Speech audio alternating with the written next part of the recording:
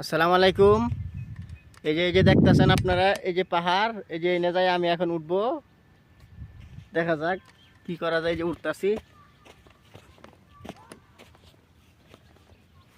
এই যে উঠতাছি গা। এই যে আমরা যাইতাছি, খেলাই খেলাই উঠতাছি আমি।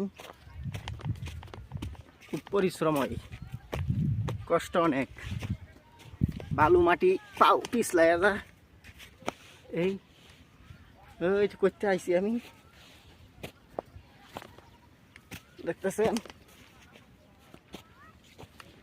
বালু মাটি তো পিছলাই যা। কত উঁচা পাহাড়, কংসর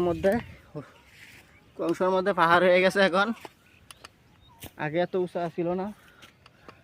ওই যে আরেকজন, কত নিচার মধ্যে আরো উঁচা আছে। যাই উঠতাছি, জুতা দিত রঞ্জনা জুতা লইয়া জুতা খুলে আছি।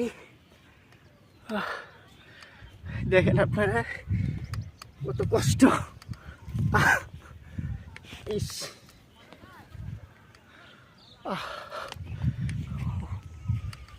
উঠতাছি গা।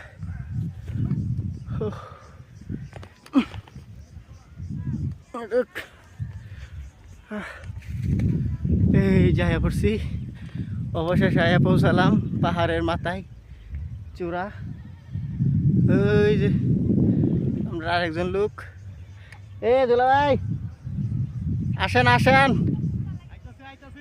হ্যাঁ হ্যাঁ, ওয়ে উঠবো এখন। এ পর্যন্তই।